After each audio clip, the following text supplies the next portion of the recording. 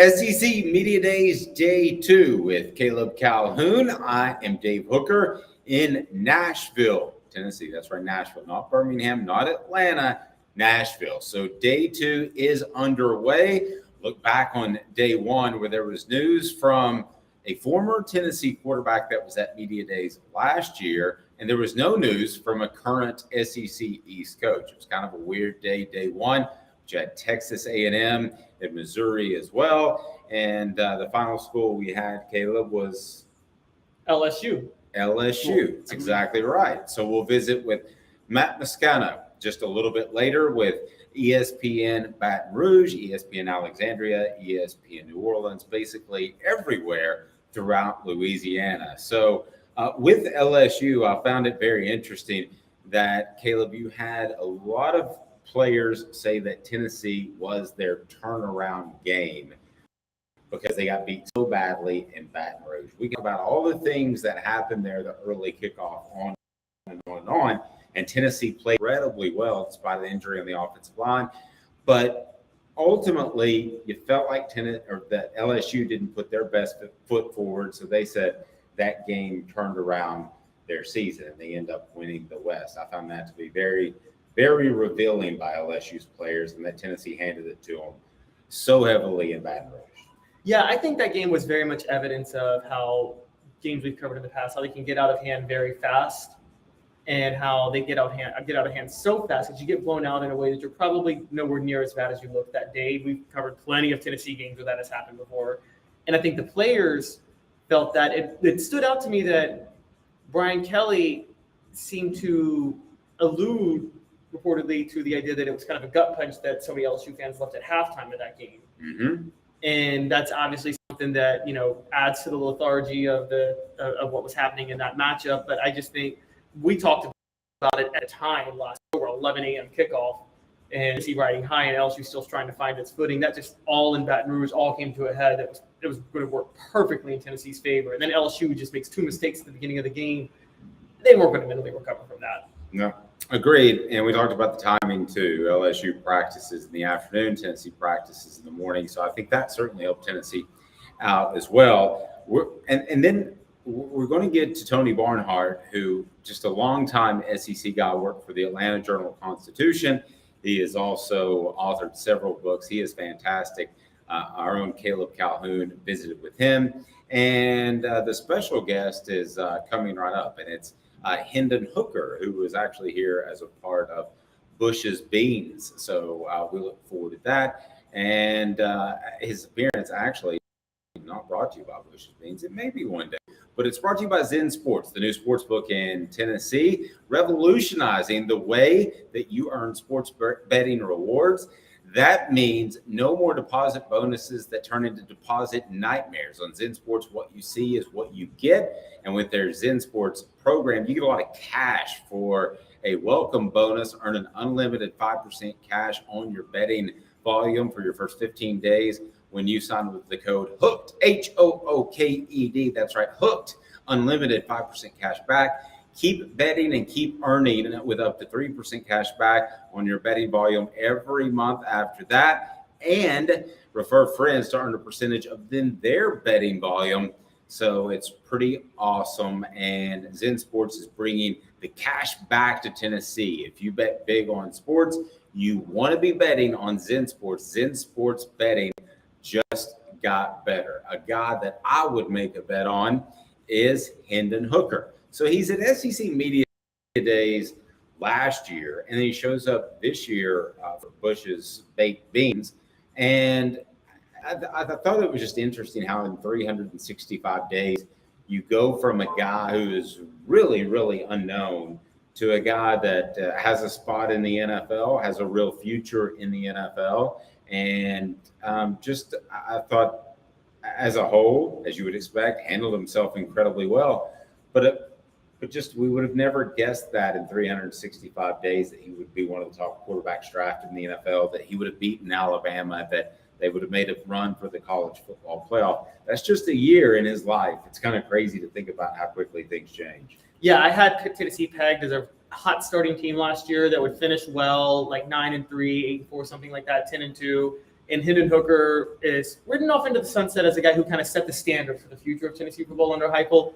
I didn't have Hooker pegged as a guy who was going to have Tennessee in the college football playoff on up until he got hurt, which is the case. Yeah, me neither. And the thing about Hendon Hooker that he shared is the first time I had heard this, to be real honest with you, and that is why he had struggled with accuracy at times in his career in Josh Heupel's offense, and why Joe Milton has struggled. It's not necessarily where you're throwing the football, it's the timing and the chemistry. And I spoke to him about that. Here is Hendon Hooker, brought to you by Zen Sports on Off the Hook Sports, as we're in Nashville for day 2 of SEC Media Days. So tell me about Bush's baked beans. You've got a special recipe, is that right? Yeah, special recipe, passed down from my aunt to my father. And now me and my sister, make it on any occasion we have with gathering with friends and family.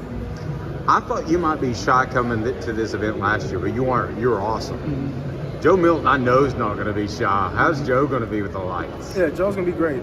He's a vet guy. He's been in the spotlight before, over at Michigan and then this past season on the back end at Tennessee. So it's nothing new to Joe. He knows how to conduct himself, and I'm looking forward to him this season. You've been a part of a lot of prayers. How's the knee? He's doing great. He's doing great. Just taking it day by day. Here, 7 months removed from surgery. Just waiting on that call from the doc to clear me in a couple months. Do you think Joe ever gets sick of hearing how strong his arm is? No, I think he loves it. He loves it. Because not too many people can do what he does. So, no one can do what he does. It's absurd to see somebody throw a football 100 yards, even if it's, the college ball. It's just nuts. Why is he the guy this year? Why should Tennessee fans be confident? Yeah, because, Joe is the best quarterback in the nation.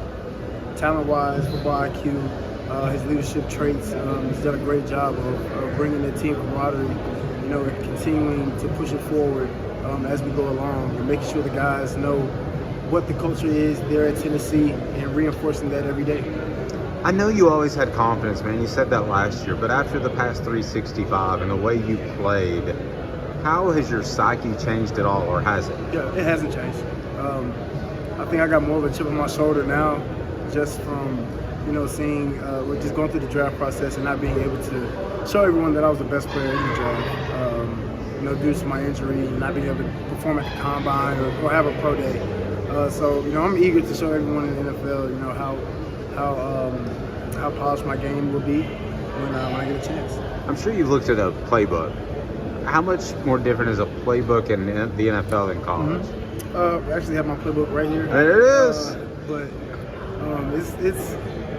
it's not too much different. It's football. It's just a different verbiage, different language, every team.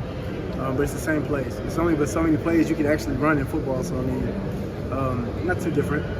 Different operation. We get to the line, different teams, and different words. So as far as this year, do you have personal goals? I think you had personal goals last year. You didn't share them with me though. Do you have personal goals? Right now I'm just trying to make sure that my leg heals properly, and that I'm getting back to a better me.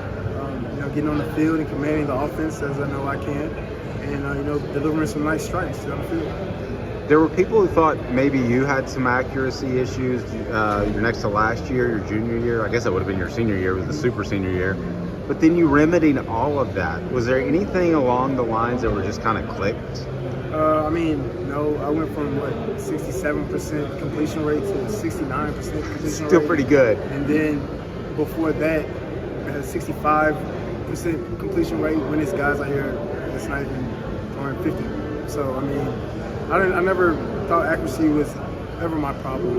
Being on the same page as receiver, different story.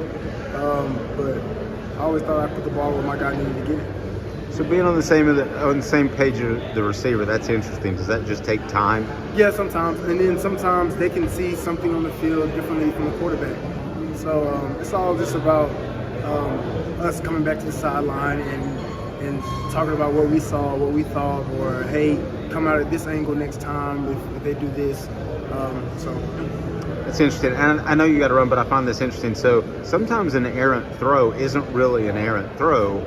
It's just not being on the same wavelength. It's me thinking that the receiver might be doing something else, and then Sometimes I'm trying to change the arm angle in mid-throw, and then it's a whole lot of things that goes into that. So I guess that's Joe's challenge now, just making sure he's on the same page. Yeah, Simple as that. Yeah, they've done a great job of working all summer and then working on days when they're off to get that chemistry down. Will this offense ever be caught up, really, honestly? I mean, you mean caught up? The defenses, will they ever catch up to No. Josh Heupel's offense? No, Why? Just from how we prepare and our football IQ we have and how we can manipulate defenses. All right, give Jacob and Cooper a shout out if you can. They're on the podcast weekly with me. Shout out to J. Woe and Coop Mays. My guys, love y'all to death, man. Yeah, and they happen to be on Off the Hook Sports if you want to say that. Off the Hook Sports.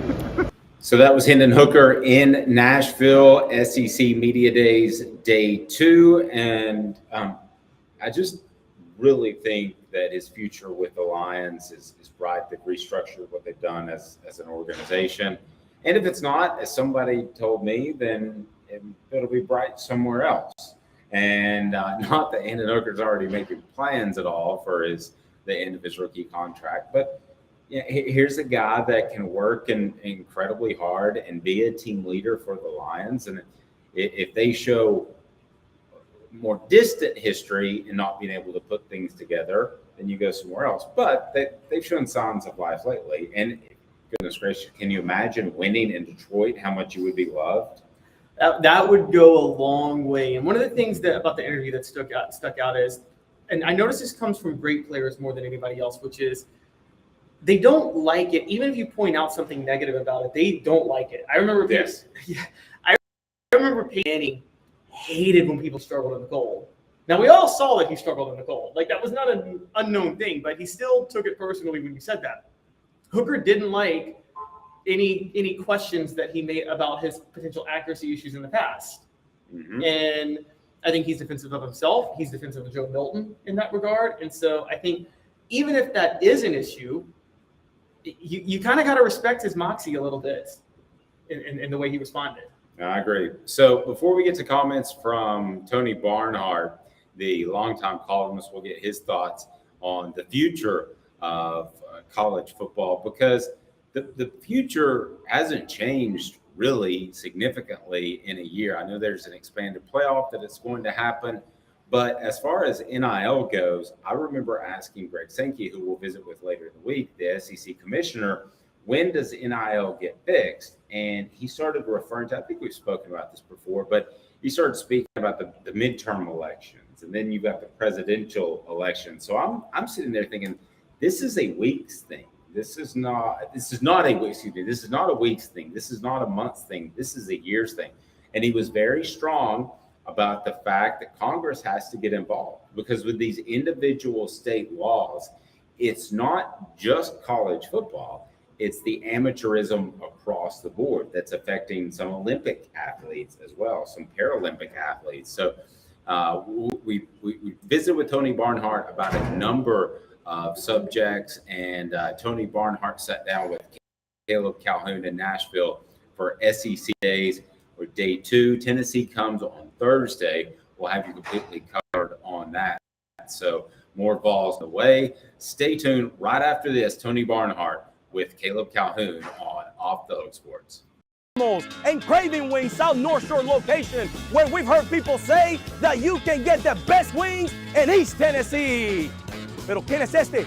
El número 87, Jacob Warren. I'll just do 6 of my sauce 87, please. Imposible, señorita. Dale 6 más. Look at these wings. Perfectas, deliciosas, fantásticas. Man, I don't know what you're saying, but it sounds awesome. How do you say fresh, never frozen in Spanish? Frescas, nunca congeladas. Make your way to Craving Wings and get you 6 más. But what was funny about Cadis, we were a full continuum of care at that time. We had detox, we had inpatient, we had outpatient. So we were doing a lot of the things that we do now. But now we just do them so much better. It's really a simple program, but we're complicated people. I am what I am, and now I got to do something about it. You can take your life back. Call Cadis today. Got cataracts? We can fix that. Never miss another moment. with a little help from Doctors Campbell, Cunningham, Taylor, and Hahn at cctieyes.com. Do you want to own the more that owns every job? Then get to Vassey Lawn and Garden in Cleveland and get you a Toro. I'm David Vassey, here to talk to you about Toro. With a Toro Zero Turn, you'll get more out of every minute and you'll reach the finish line faster. At Vassey's, we like to say, no matter if you're mowing 3 acres a week or 11 lawns a day, homeowners and business owners alike find confidence in equipment they can trust from top to bottom. Vassey Lawn and Garden, Highway 60 North in Cleveland. Man alive, it's worth the drive. Our family has been creating jewelry since 1986, each piece unique with a story all its own. I'm Rick Terry with Rick Terry Jewelry Designs. I'm a jeweler, and I want to be your jeweler. We're grateful that you chose us to be Knoxville's best jeweler. My family and staff look forward to serving you. So please come see us. Kingston Pike and Campbell Station Road in the heart of Farragut and downtown on Gay Street, right next to the Tennessee Theater. Welcome back. Day 2, SEC Media Days. He is Caleb Calhoun. I'm Dave Hooker. What SEC coach just refused to answer questions by doing a filibuster, basically? We'll get to that. And also how it looks like there's a legislative movement to remove bowl bans from the NCAA's power. We'll get to that as well, as it is day 2 of SEC Media Days. Tony Barnhart coming up. His appearance brought to you by Craft Treats. CraftTreats.com, your home for the best pet treats in the world. They've even got the CBD infused treats that can help with your pet's digestive issues or anxiety issues, or how about this? It can even help with your pet's arthritis issues. Use the promo code OFFTHEHOOK, get 20% off. That's Off the Hook, get 20% off. Caleb Calhoun sat down with longtime SEC columnist, author, great guy all around. He's been with CBS Sports. He's been with ESPN. Here is Tony Barnhart, live from Nashville on SEC Media Days, day 2. Caleb Calhoun here with Tony Barnhart with Off the Hook Sports. Tony, thanks for doing this with me today. Good to be with you.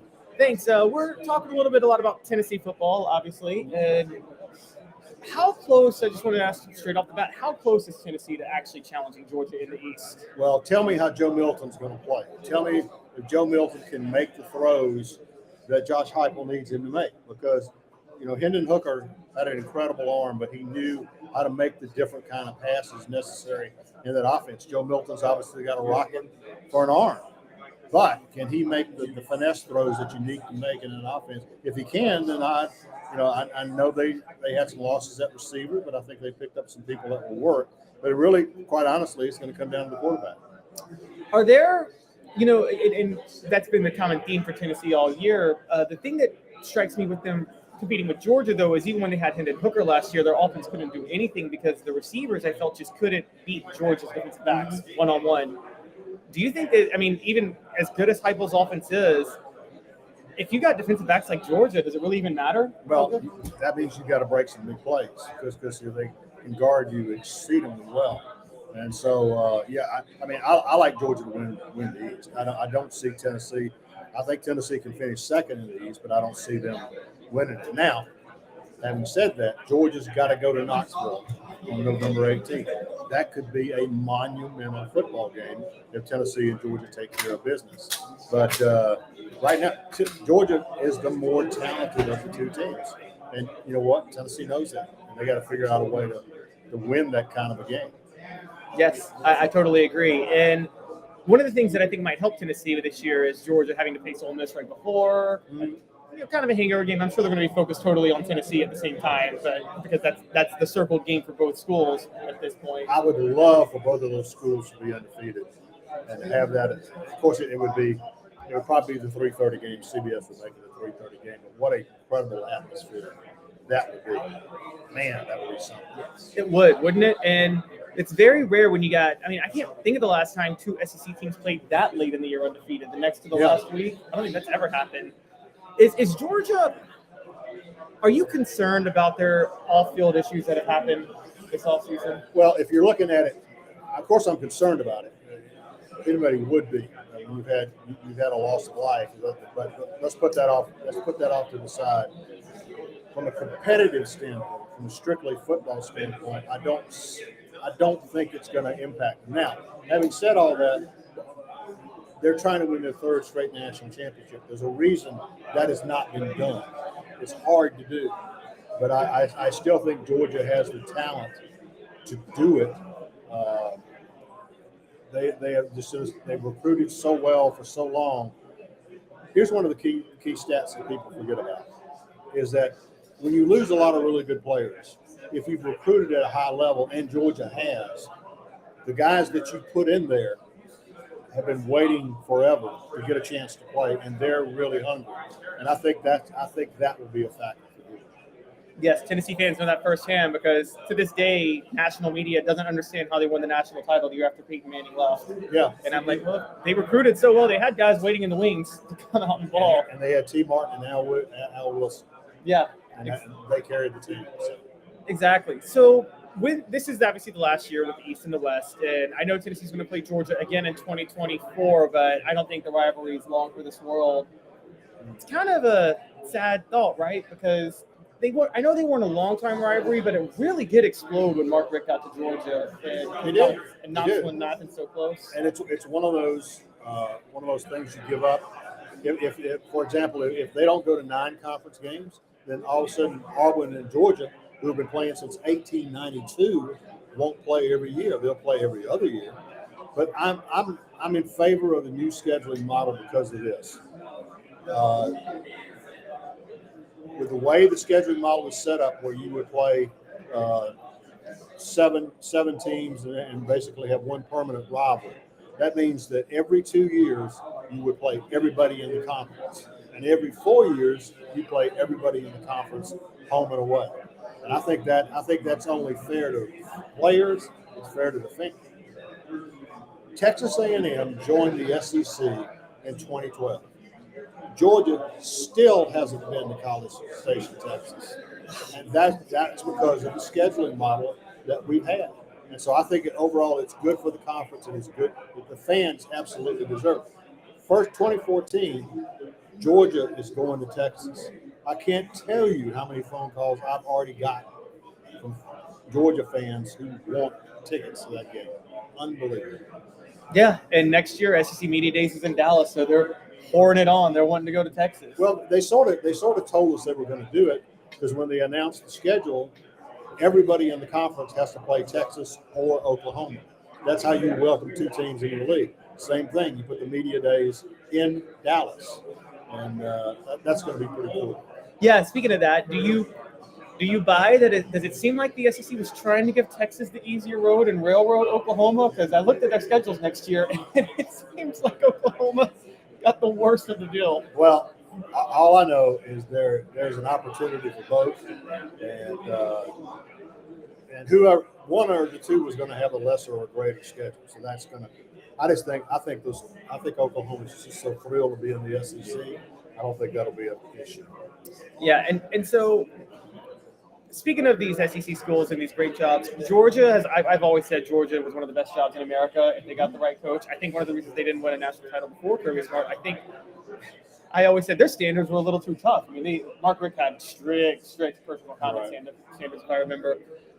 All things being equal, though, Brian Kelly now at LSU, what's an easier job, Georgia or LSU? Easier, I don't know. But I think because of the recruiting base that you have in Georgia, I would say it's not as hard to get the players. If you dominate recruiting in the state of Georgia, which Georgia has done, you're going to be in great shape. Louisiana has a lot of really good players, but I think you've got more opportunity to win a national championship in Georgia. LSU is a very close second. Yeah, I could give it that. Yeah, I say my top tier were always Georgia, LSU, and Ohio State because those are the 3 schools that have no competition in their state for the elite talent they have. Before we let you get out of here, just wanted to talk a little bit about thinking long term. I guess some new rivalries that will crop up. You think with this new SEC schedule? What do you see that could really be the most exciting? Well, the great thing is that Texas and Texas A&M are going to play every year, which they should. I think that is one. And games like Auburn and Florida. Auburn and Florida was a great rivalry that went away when they went to divisional play. So I'm really excited to see those 2 teams again because again, in a 2-year window, you'll play everybody else in the conference. And I think we will see some Auburn, Tennessee. What a great rivalry that was. I mean, Johnny Majors and Pat Dye, and that was but those are the kind of games we lost when we went to divisional play, and now we get those back. Yeah. Do you have any concerns of the rumors of the schools like Florida State, Clemson, the SEC trying to raid the ACC? That'll make things worse? Or? I got asked that last night. I spoke to a group. I said, "Here's the deal about Clemson and Florida State. Understand, this is all about television markets. This is about eyeballs watching TV sets. You know, the fact of the matter is, the TV people will say, frankly, we don't need Florida State. We've got the University of Florida, which is by far the dominant program in the state. We don't really need Clemson because we've got the University of South Carolina. We dominate that market. So I don't see further expansion that way. Now, if the ACC falls apart and something happens, maybe you do it. But it's strictly a financial play. You've got to generate. If everybody in the conference is making $60 million a year, then the two teams you bring in has to generate another $120 million for what you're already doing. Because you're never going to take less money than you're already getting just to bring two schools. Even if they are good football schools, it's about how much money. How many eyeballs can you bring to TV sets? Yeah, networks are still valuing market size over brand, even if no question. Yeah, Tony, thanks a lot for doing this. Really, really appreciate you, and congratulations on Georgia sports. Just the whole state, all of a sudden, the curse is over. Yeah, well, my daughter has 2 degrees from the University of Georgia, and she's happy, so I'm happy. So. Yeah, and you're living in Atlanta, so you get to enjoy the Braves' success too. There you go. So, exactly. Yeah, thanks a lot. With Tony Barnhart, this has been Caleb Calhoun with Off the Hook Sports. That is Tony Barnhart. And Caleb, what did you think of his thoughts on the scheduling model? I don't think that's fixed by any stretch of the imagination. I think that's going to get altered perhaps before 2024, but definitely in the very near future. Yeah, I understand his point, and he thinks that it's great for fans, and I get that you want to see, if the conference has 16 teams, you want to see teams play every team in the conference. I didn't push back too hard in the moment, but I somewhat kind of disagree. I actually cherish the annual rivalries more than I cherish the chance to play every team in the conference, and I don't know where you land on that. But I mean, honestly, if I had my choice, I'd rather see Tennessee play Alabama, Auburn, Florida, Georgia, even Vanderbilt, Kentucky, and Ole Miss every year, honestly. Now, I like the rivalries. I think we're getting to the point and that we're just not going to have them. I mean, I hate to say that, but I think when the SEC adds another couple of teams, and of course, Greg Sankey was asked about that. He said they're not actively looking for teams, but somebody's going to come calling. There are too many people out there that would like to call the SEC or at least the Big Ten home. So somebody's going to come calling, and eventually I think the SEC will take someone.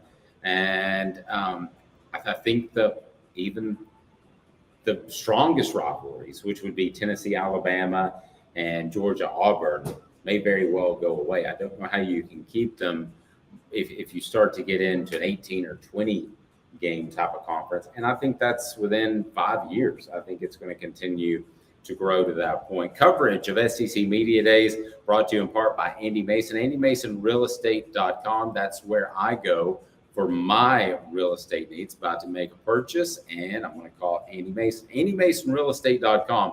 Over 40 years of experience right there in East Tennessee. Best prices, best service in the biz. That's AndyMasonRealEstate.com. AndyMasonRealEstate.com. A look at LSU and how Tennessee may have saved their season and what that day in Baton Rouge was like from LSU's perspective as the Vols just laid the hammer down on them with Matt Moscona coming up with ESPN Baton Rouge, New Orleans, and basically all of Louisiana. We'll visit with Matt right after this Day 2 SEC Media Days. Sun, sand, and salt water, the beach is a very relaxing place. Unless you wear contacts. Ow! Open your eyes to the best the beach has to offer with LASIK vision correction from Campbell Cunningham Laser Center. Ah. Hi, Mike Davis here with City Heating and Air, reminding you to always dare to compare. Our team provides quality local heating and air service, installation, and maintenance across East Tennessee.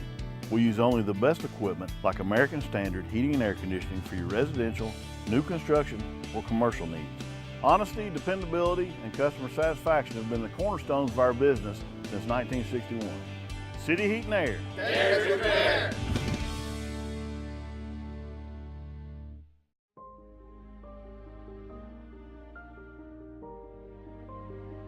Our family has been creating one-of-a-kind pieces of jewelry in West Knoxville since 1986. Each piece is a combination of unique processes that bring your idea to life. Every day in our shop, a truly special item with a story all its own is being manufactured in our facility, bringing the history and family sentiment into a whole new generation of life. We are grateful that you chose us to be Knoxville's best jeweler, a title that we value and respect.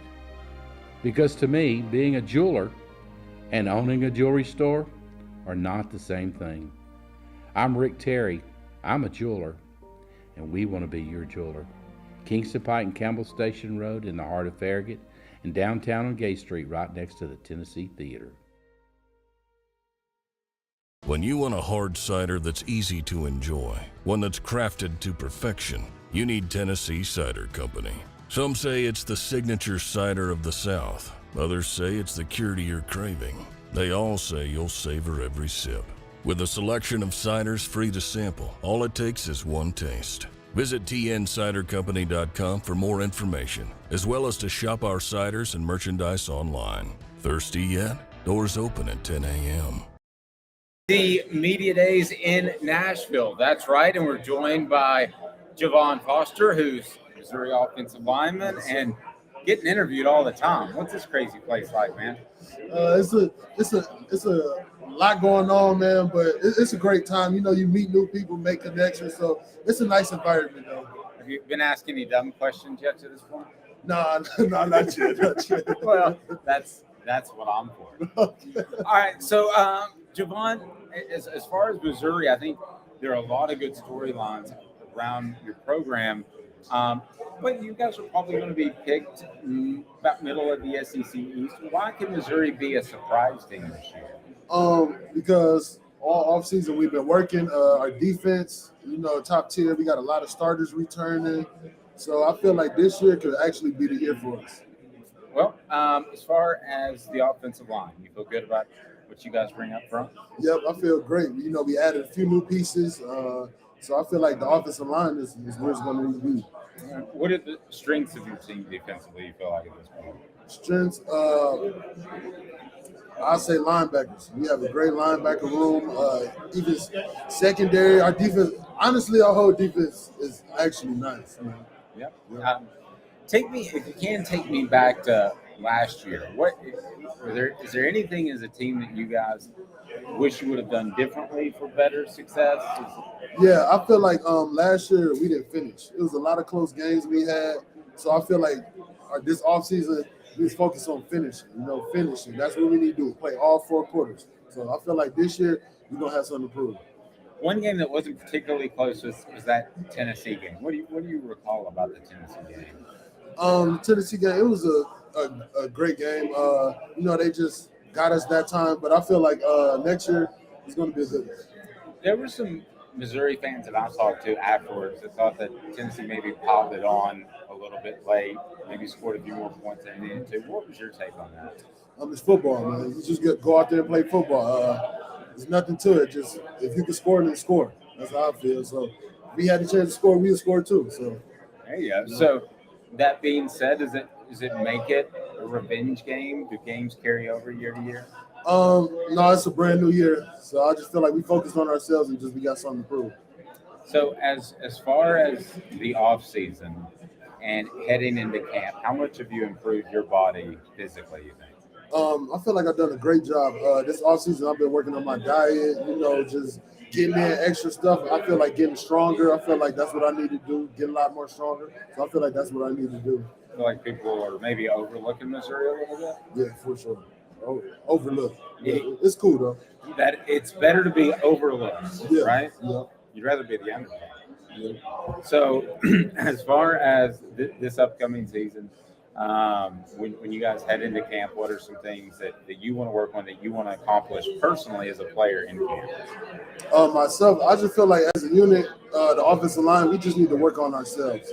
I just feel like we need to improve as a unit, and each day just bring it. It's Javon Foster, Off the Hook Sports. Welcome back. And before we get to LSU coverage from Matt Moscona with ESPN Baton Rouge and New Orleans, I wanted to talk for a second about Eli Drinkwitz. Last year, he's taken shots at Tennessee on the Jim Rome show, the day of SEC Media Days, talking about how much they paid players. We all know that NCAA investigation resulted in not much for the Vols, and we'll discuss why. But he basically comes up to the podium on Monday and says, I'm just going to talk a lot so I don't have to field questions. That doesn't sound good for Eli Drinkwitz to me. That sounds like a guy who could be a dead man walking. Yeah, it's embarrassing to even say that, to say I don't want to answer questions when that's what you're here for at SEC Media Days. And it doesn't strike me as – it's one thing if you do that in the sense of you don't feel like talking, period, you know what I mean? Because, for instance, because you've told me the story, Steve Spurrier wasn't the best at answering questions, but Steve Spurrier just didn't want to be talking, period. You know what I mean? Right. So he was just annoyed at doing the whole shebang. So it wasn't that he was dodging questions, but if you're filibustering, then you're blatantly dodging questions. And Eli Drinkwitz has a lot of – look, I'm a little bit higher on Missouri than you are. I don't know if they're going to be good this year, but I think they have the potential to be good. But when you have a coach that does something like that, I mean – look, Eli Drinkwitz and Jimbo Fisher, they both go today, and it's like it seems like every other week one of them says something that makes us want to laugh. It reminded me of Marshawn Lynch, and that is, I'm just here so I'm not going to get fined. I mean, that's exactly what it was. So that was Eli, but turning it back to LSU. So we had heard from John Adams of the Knoxville News Sentinel about where exactly Tennessee falls in the NIL pecking order right now. And I think we would agree that they're as put together, buttoned up, fundraised, whatever the term you want to use, as just about anybody in the nation. We had heard the same about LSU, but if that's the case, then they've done so more recently, according to Matt Moscona, joined us and talked about that beat down that Tennessee laid on LSU, and also where they are in regards to Tennessee and other teams in NIL fundraising. And good news is Tennessee, according to Matt, is in pretty good shape. Live at SEC Media Days in Nashville, Tennessee. Still doesn't sound right to me, but that's where we are. We've done the Birmingham, we've done the Atlanta. I think we're going to Dallas next year. So Matt Moscona joins us now. He's with basically ESPN everywhere in Louisiana. Yeah, that's about right. Basically, that's pretty cool.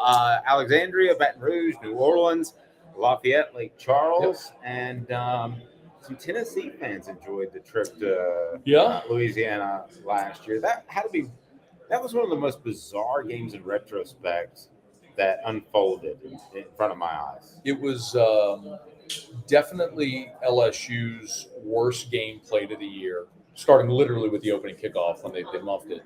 And Tennessee was fantastic. I would have loved to have seen – I'm sure Tennessee fans agree with this. I would love to have seen what it would have looked like had Hendon Hooker not gotten injured. I felt terrible for him. I still think in spite of that he still should have won the Heisman. But the game in Baton Rouge was that's one of those burn the tape games, right? I don't know that LSU could have taken anything positive from anything that happened in that game that day in Baton Rouge. It was very clearly Tennessee's day on a sunshiny morning that started bad and ended bad for LSU. If I would have told you that LSU was going to end up in Atlanta on that Sunday after, what would you have said? No way. Would have never agreed with that because I certainly would have thought they'd lose to Alabama. Mm-hmm. And if you're going to lose to Alabama, then there's no way you could have won any type of tie break to overcome that. So, but credit LSU for finding the footing the way they did, for beating Ole Miss, for beating Florida, obviously for beating Alabama, and finding their way to Atlanta. It was a great year one for Brian Kelly, but it didn't come without its pitfalls. Obviously, the Tennessee game, the Florida State game, the season opener, where I don't know that they could have. You muff two punch, you miss a PAT, you can't do it against a good team. So there was a lot of good. It was way more good than bad. but that October game in Baton Rouge against the Vols was a lot of bad. Is there a quarterback you would take in the league over Jaden Daniels right now? Nope. I think this is the worst year for quarterbacks in the SEC since 2014. I was thinking that too. 2013, remember, Manziel had just won the Heisman.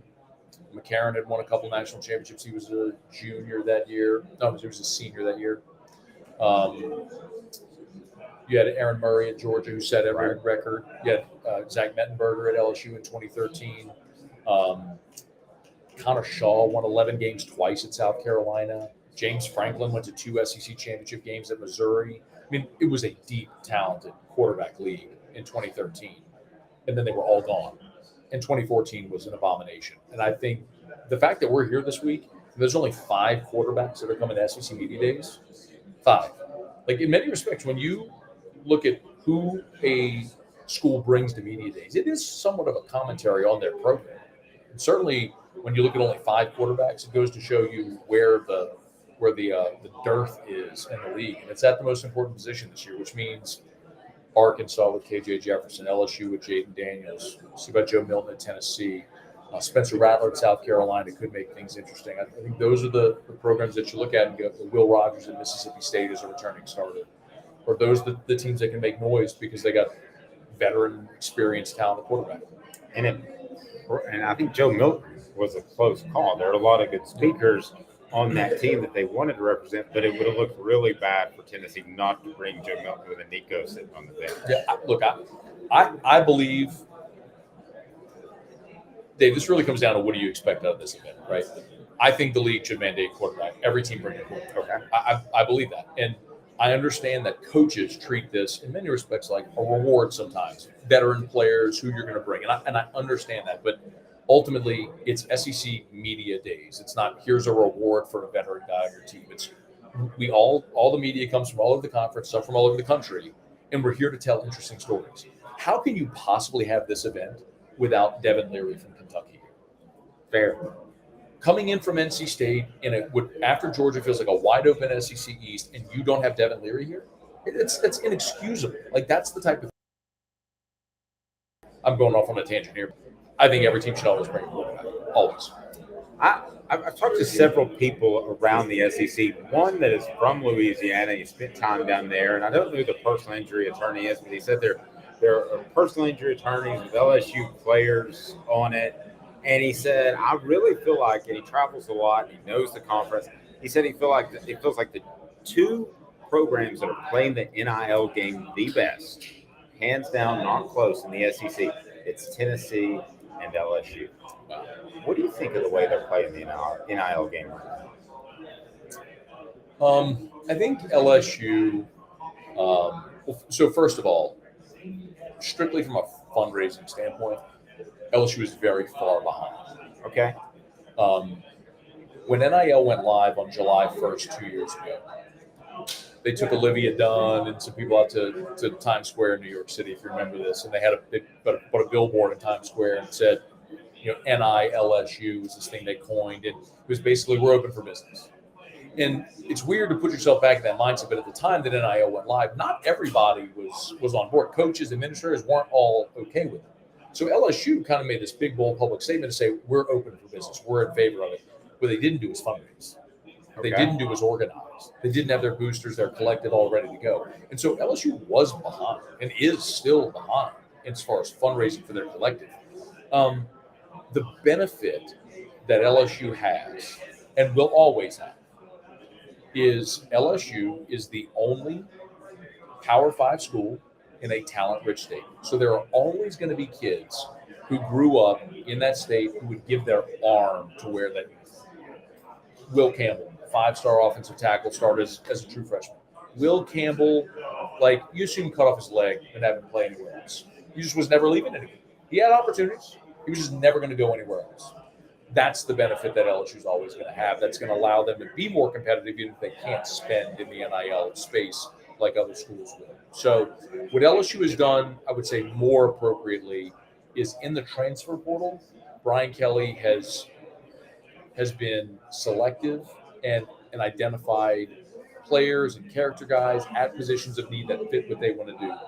He was very intentional year one, bringing guys in from the portal who were from Louisiana who didn't have an LSU offer coming out of high school. Guys who went and played 3-4 years of college football elsewhere, and now they're veteran guys who had a chance to come home.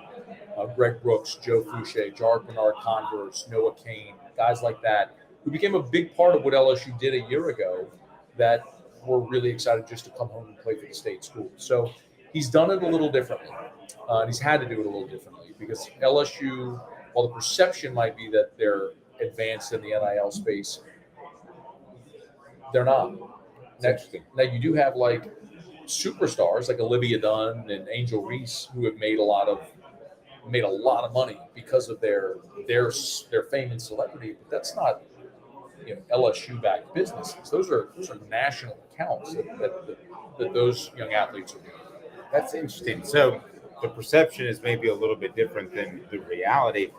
I have a theory, but how does a guy, and it may have to do with NIL, but how does a guy like Jordan Matthews get out of Louisiana and to a Tennessee? What are your thoughts on that? I think there's always going to be exceptions. So like what I just mentioned about Will Campbell, right? There are going to be exceptions and always have been of guys that are going to leave. And if you're LSU, you can't take every player in the state. So this past year, Arch Manning from New Orleans went to Texas, right? Eli Holstein from Zachary, which is just north of Baton Rouge, went to Alabama. You had a 5-star defensive back from the Lafayette area also go to Texas. You're going to lose guys. I mean, Devontae Smith was a 5-star from Kentwood, Louisiana, became a Heisman Trophy winner at Alabama. You're going to lose some. You can't take them all. You're not going to get them all. But LSU's always going to get enough to keep the cupboard full. It's kind of how that goes. So funny that this time last year we're talking about Brian Kelly doing an accent. Brian Kelly in a dance video. My things have really changed in 365. How beloved is he now? Or is he beloved? The LSU fan base embraced him immediately. That was never a thing. The national narrative around Brian Kelly was about him saying family and you're dancing with the recruit, all those things that went viral. Because I think a lot of people looked, and Dave, context is important as well, because keep in mind, what Brian Kelly inherited was a mess. Like what Ed Ogeron left with, I mean, when they played Kansas State in that bowl game, they had 39 scholarship players available. I mean, he inherited half a roster, like literally. So he inherited a mess, and then there was all the stuff that went viral. But that wasn't the reality of what was going on. Like we just talked about how he rebuilt the roster. He hired good coaches. He himself, Brian Kelly's won everywhere he's been for 4 decades, man. He took the LSU job as the winningest active coach in college football. I mean, the guy didn't he knew how to coach, he knew how to build a roster, he knew what he was trying to do. So I think what's changed is when you go win 10 games and you beat Alabama and you win the West, now all of a sudden the conversation is about football. Whereas last year it was, can he spell etouffee? And I remember you and I talked on the last day of Media Days last year. And, the conversation that I had was, man, with LSU, the perception is because Louisiana is culturally so different, which it is, right? I mean, we agree, even in the footprint of the South, right? Louisiana, all the French, Cajun heritage and roots, it's different.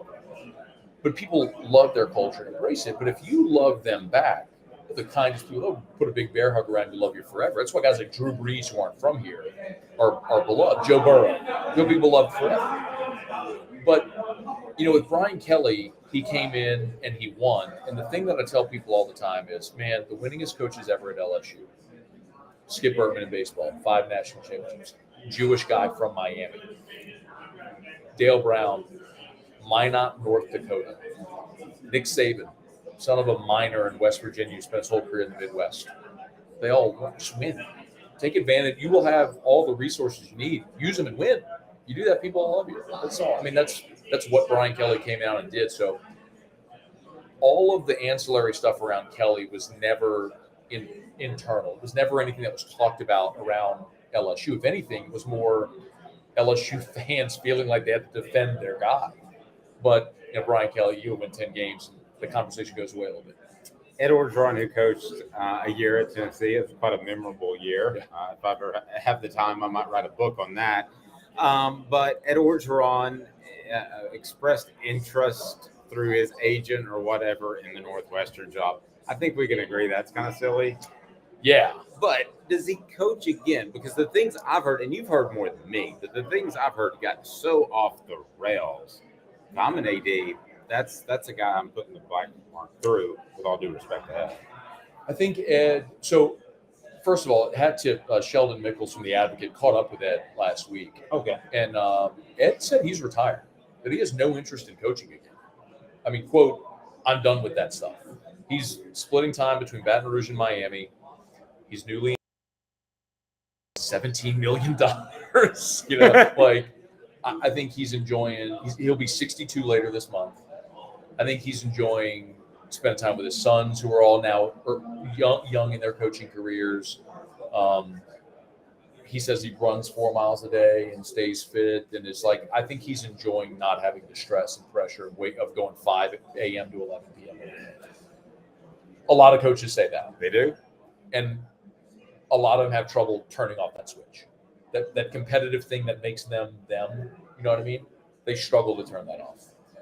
We'll see if Ed can stay retired. But, you know, Dave, if he is retired, and I mean, candidly, Ed and I, we didn't have a great relationship when he was coach. Okay? So, like, just full disclosure, it's nothing personal. I didn't think he was a great head coach. And a lot of people felt the same. But he's a guy who started his career as a grad assistant at Northwestern State, begged for an assistant strength and conditioning coordinator job at Arkansas in the early 80s, and did the grind that coaches do, where you make no money and beg for your opportunity and crush it and get a better opportunity and so on. And he put together a hell of a career for himself. The head coaching career obviously was not distinguished. I mean, Ole Miss was a disaster. And outside of the sterling 2019, which is the greatest thing any of us have ever seen, he was largely a disaster at LSU.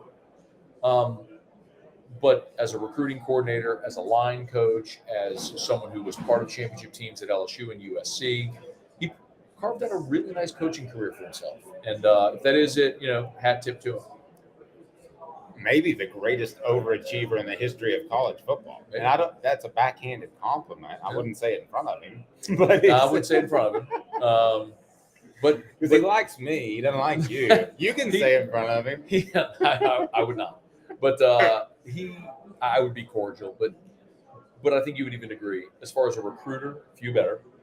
Agreed. Defensive line coach, technically elite at that as well. He just wasn't a great head coach. And, you know, I often say he Forrest Gumped his way into the national championship. But it feels like that, you know. But give him credit for assembling the roster and the staff and the positions they did to put that season together. And, you know, I wouldn't trade it for anything.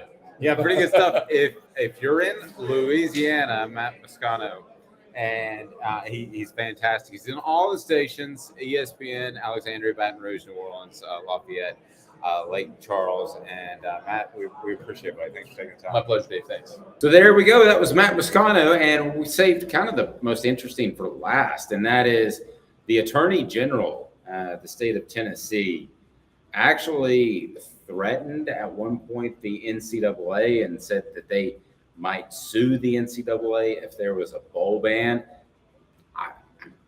Did that affect the NCAA's decision? I believe so, firmly, and I would be stunned if it didn't. And I think that's why you saw an $8 million fine for the University of Tennessee, but you didn't see a bowl ban. Not that they were guilty of something to that ilk, but to not throw out a bowl ban is good for Tennessee, but give the Attorney General credit, be it a fan move or not. He may have prevented the NCAA from even being able to do so. It's a pretty strong statement by him. Yeah, and this speaks to when you were all funny enough and Jairo and I were hosting the show, it came out that a lot of state laws went into effect July the 1st that are in direct contradiction to the NCAA's NIL regulations. And so state laws are openly, brazenly defying the NCAA right now. The NCAA, with their rules and policies, is actually in violation of a lot of different state laws.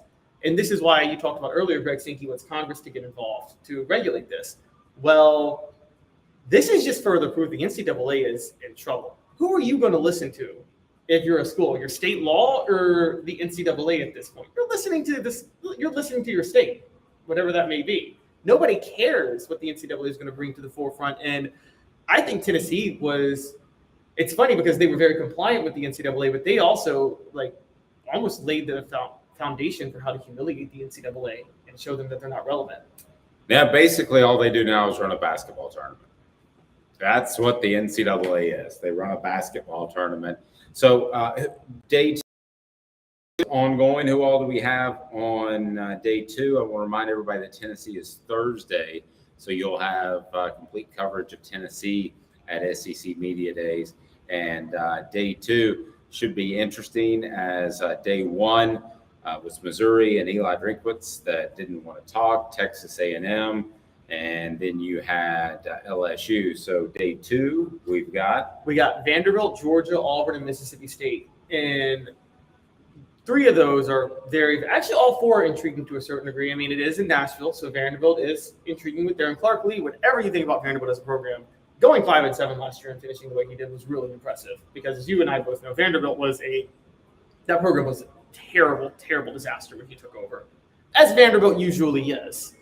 But so that's going to be intriguing. Georgia, I think what's questioning everybody is the arrest, the off the field issues, which is, as you guys spoke with Tony Barnhart about, and Kirby Smart, I think, is going to have to address a lot of those now, because he really has hidden from the media for a while, and he finally spoke last week ahead of SEC Media Days, and I think because he knows he's about to get a lot of questions on it. Auburn, Hugh Freeze, I don't really need to sell anybody why that's intriguing on its own. And unfortunately, the other side, Mississippi State, Zach Arnett, their new head coach, as we talked about our coach rankings, I have him at the bottom right now just because he hasn't done anything yet. We don't know. He's replacing Mike Leach in the tragic passing of Mike Leach. We don't know what to make of him. And so I think all 4 are very interesting storylines tomorrow or today. Whether it's the Vols or the SEC, be sure you click that like and subscribe button, turn your notifications on so you get the latest from SEC Media Days as we broadcast from Nashville. We will be with you all week. Again, the Vols coming up on Thursday. I'm Dave Hooker. This